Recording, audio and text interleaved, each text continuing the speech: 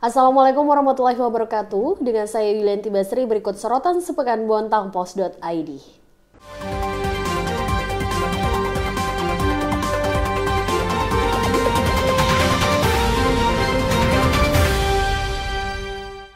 Bontang City Mall disorot Dewan. Tembok nyaris ambruk dan beberapa fasilitas dinilai tidak safety. Begitupun dengan izin yang hingga saat ini belum lengkap. Tembok pembatas dan siring sepanjang 15 meter menuju parkiran belakang bangunan Bontang City Mall nyaris ambruk. Menyikapi hal itu, DPRD Bontang langsung meninjau lokasi. Sebagian tembok pembatas sudah miring dan terbelah. Bahkan siring dengan ketinggian 7 meter yang menahan dinding pembatas sudah tidak kokoh, sebab beberapa di antaranya sudah keropos dan miring. Dikhawatirkan, bila tidak segera diperbaiki, maka siring dan tembok akan ambruk dan mengakibatkan longsor. Fatalnya, bisa berimbas ke bangunan utama. Selain itu, beberapa fasilitas juga dinilai kurang safety. Misalnya pagar pembatas di lantai atas BCM yang tidak rapat dengan lantai. Akibatnya terdapat ruang longgar yang berpotensi berbahaya bagi anak-anak. Tidak hanya itu, kabel yang semrawut pun turut menjadi perhatian sebab bisa membahayakan pengunjung. Belakangan diketahui, perizinan Bontang City Mall hingga saat ini juga belum lengkap. Menanggapi soal kerusakan fasilitas dan belum lengkapnya izin Bontang City Mall, Wali Kota Bontang Basri Rasa menanggapi santai dan menyebut permasalahan tersebut tidak perlu dibesar-besarkan. Wali Kota Bontang Basri Rasa memilih untuk tidak ambil pusing soal berdirinya Bontang City Mall yang belum mengantongi izin bangunan sertifikat layak fungsi. Diakui Basri, ia tidak mengetahui jika BCM belum sepenuhnya mengantongi izin. Kendati demikian, beroperasinya BCM sampai saat ini memang direkomendasikan oleh pihaknya dengan alasan memiliki kontribusi besar untuk membantu perekonomian masyarakat serta sebagai wujud ramah investor.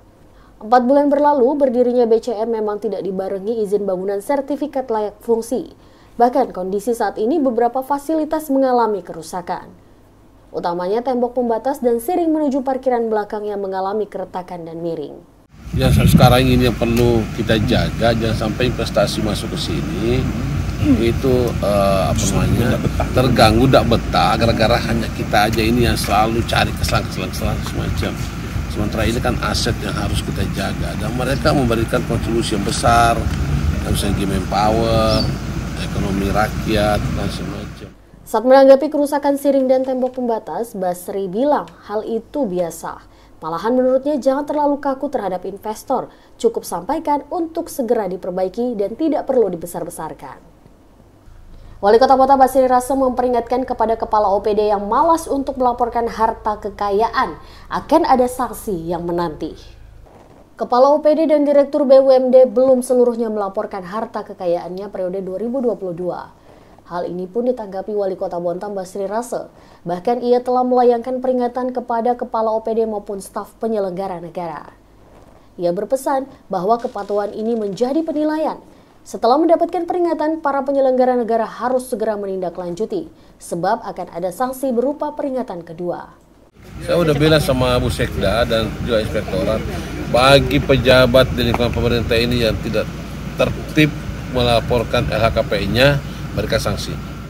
Peringatan pertama berupa teguran, selanjutnya berupa peringatan secara tertulis. Peringatan tertulis yang diterbitkan berpotensi ditahannya surat dinas yang dikeluarkan, karena menurutnya kinerja pemerintahan harus disiplin dan terbuka. Lebih lanjut, saat ini ada beberapa kepala OPD yang belum melaporkan. Dari sebanyak 11 orang yang tercatat, sebagian besar sudah melaporkan LHKPN-nya. Tinggal menunggu tahap verifikasi sehingga hasilnya belum muncul dalam laman resmi. Dijanjikan kerja ke Turki, warga Bontang justru mengaku dijual ke Suriah. Ayu Febriani, 26 tahun asal Bontang, harus menelan kenyataan pahit sebab ditipu oleh penyalur tenaga kerja. Diiming-imingi pekerjaan sebagai sopir di Turki, ia malah dijual ke Suriah sebagai asisten rumah tangga. Sudah hampir setahun ia berada di sana sejak keberangkatannya April 2022 lalu. Awalnya ia dijanjikan oleh seorang perempuan berinisial ES dari Surabaya. Berbekal ijazah SMK-nya, ia berangkat ke Surabaya dan mengurus keperluan seperti paspor dan visa di Kediri, Jawa Timur. Setelah mendarat di Turki, Ayu malah dikurung dan tidak diberikan akses internet, sehingga ia tidak dapat meminta pertolongan. Oleh penyalur tenaga kerja, ia diberikan pilihan untuk berangkat ke Suriah atau ia akan diantar ke bandara lalu ditinggalkan.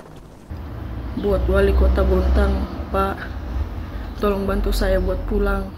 Saya tidak ingin berada di negara ini, Pak. Negara konflik ini. Saya terjebak di sini. Saya sudah mau setahun di sini, Pak. Dan saya tidak bisa pulang sebelum 3 tahun. Tolong bantu saya, Pak. Saya sangat berharap pertolongan Bapak. Ia pun sangat berharap bisa pulang ke Bontang, sebab ia sangat takut dengan keadaan yang terjadi di Suriah. Pun gaji yang diterima tidak sesuai yang dijanjikan. Warga Bontang yang mengaku dijual ke Suriah meminta pertolongan wali kota Bontang agar segera dipulangkan. Keluarga pun ikut angkat bicara, menyebut kepulangan yang bersangkutan harus ditebus. Soal pengakuan Ayu yang dijual ke Suriah turut ditanggapi oleh pihak keluarga. Keluarga berharap Ayu bisa segera kembali ke Indonesia. Keluarga Ayu menyatakan jika ingin dipulangkan maka harus ditebus. Kendati demikian dia tidak menyebut berapa jumlah pasti uang tebusan. Selain itu, keluarga juga berharap agar Ayu segera pulang. Pasalnya Ayu kerap mengeluhkan gajinya yang tidak sepadan dengan jam kerja. Tadinya bilangnya mau ditaruh di Dubai apa Turki gitu loh, ternyata malah ke Suriah. Malah ke Suriah itu. Terus dia di sana takut kan, karena kemarin selain gempa itu bom juga. Oh iya, makanya betul.